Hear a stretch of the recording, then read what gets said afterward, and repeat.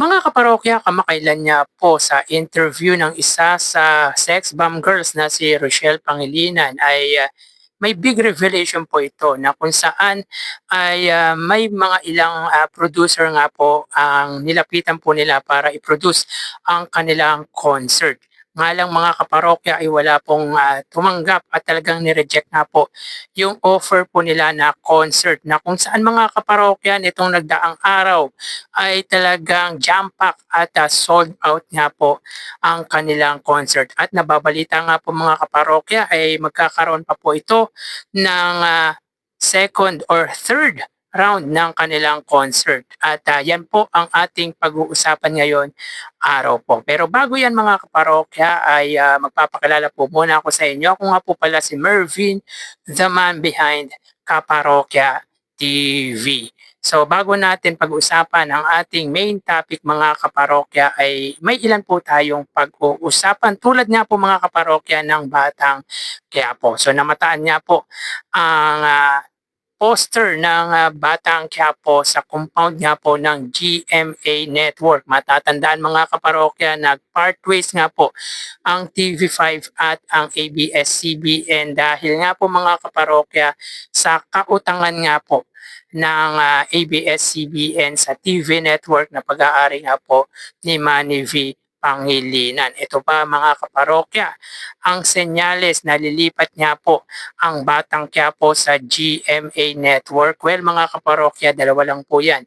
Either GMA Network at GTV kung matutuloy po ito. Pero ang pangit lang dito para sa akin ay yung competition. Iba pa rin po mga kaparokya yung merong competition dahil mas na-excite mga kaparokya yung mga viewers kapag merong competition dahil mas pinapakita po nito or mas pinapaganda pa po nito yung mga programa nila. So pag ganyan ang mangyayari mga kaparokya ay mababawasan yung kompetisyon lalo na sa GMA Network kung malilipat nga po ang Batang Quiapo sa Kapuso Network. Pero mga kaparokya, malaking hatak pa rin po ang Batang Quiapo once na malipat nga po ang nasabing programa ni Coco Martin sa GMA Network. Pero ang advantage naman po dito ng TV5, kung sakaling gagawa nga po sila ng sarili po nilang program,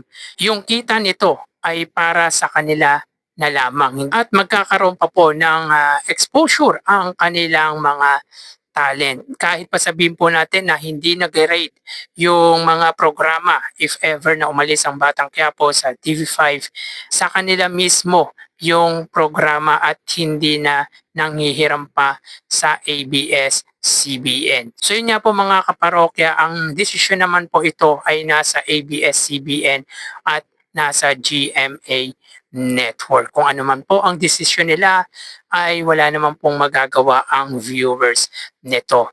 Samantala mga kaparokya, mapapanood na po ang The Kingdom ni Bossing Vic Soto at Piolo Pascual sa Netflix. So yun nga po, available na nga po ang The Kingdom na movie ni Bossing Vic Soto at Piolo Pascual sa Netflix. So sa mga nag-avail ng Netflix ay pwede nyo na pong mapanood ang pelikula ni Bossing Vic Soto at ni Piolo Pascual na tumabo noong nagdaang taon. So congratulations mga kaparokya sa The Kingdom. Samantala mga kaparokya, nadagdagan na po yung scholars na pinag-aaral nga po ni Senate President Tito Soto. Yun nga po mga kaparokya, isa nga po sa pangako ni Senate President Tito Soto ay yung ilalaan daw po nito yung sweldo nito bilang senador sa mga beneficiary.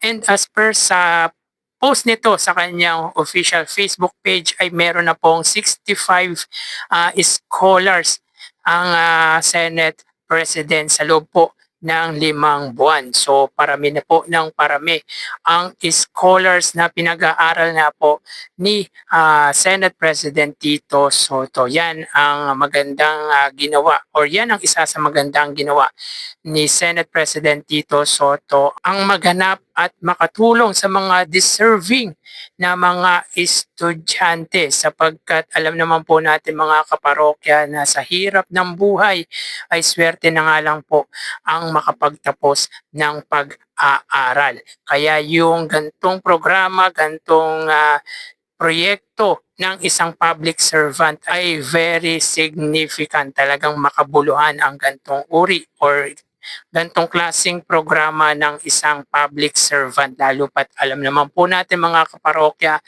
na Senate President si Tito Soto. And knowing naman talaga mga kaparokya na talagang matulungin ang isa sa trio ng Tito Vic and Joey sapagkat sa Itbulaga mga kaparokya ay may sariling scholar din po ang nasabing production or ang nasabing noontime show ng iconic trio. Talagang iniisip po nito mga kaparokya ang kapakanan ng mga estudyanteng matutulungan po nito. Kaya congratulations mga kaparokya kay Senate President Tito Soto dahil para sa akin ay malaking karangalan kay Senate President Tito Soto ang makatulong siya sa mga well-deserved na estudyanteng gustong makapagtapos ng pag-aaral. So yun nga po, mga kaparokya, bago natin ipagpatuloy ang ating pag-uusapan, yung ating main topic ay humiling ako sa inyo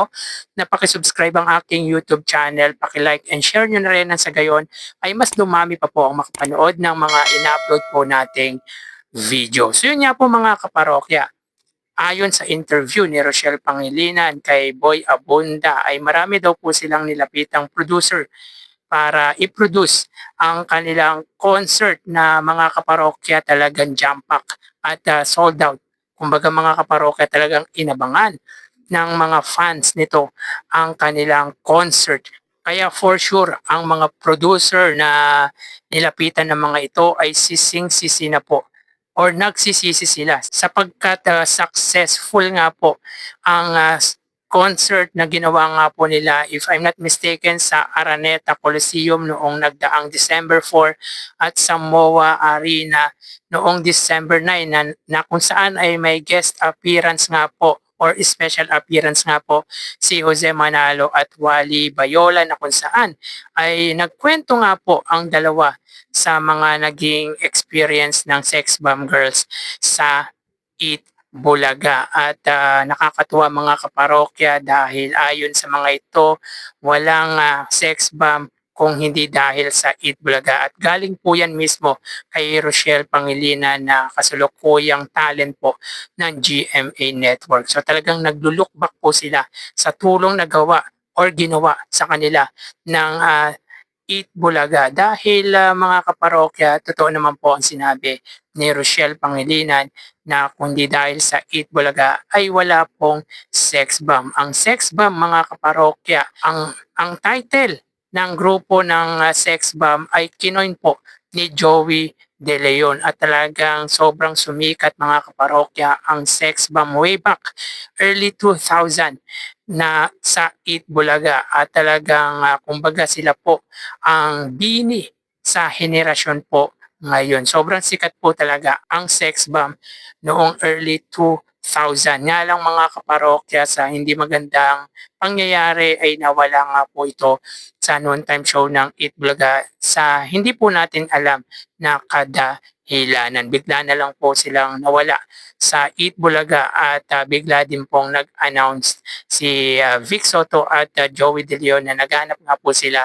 ng panibagong talent or girl group at dyan nga po nabuo ang EB Babes. So again mga kaparokya, tingin ko ay nagsisisi na po yung mga producer na nilapitan nga po ng Sex Bomb Girls, yung mga para i-produce ang kanilang concert at yun nga po magkakaroon pa po ng another concert ang nasabing girl group by 2026 dahil nga po sa mga demand ng tao. Ang tanong mga kaparokya, meron na kayang mag-produce ng kanilang pangatlong concert? Dahil mga kaparokya, iba pa rin po ang merong producer. Though, nakaya naman po nila kahit wala po silang producer nitong una at ikalawang concert, pero iba pa rin po yung may sarili po silang producer. Dahil ayon kay Rochelle Pangilinan mga kaparokya ay wala po silang talent fee kundi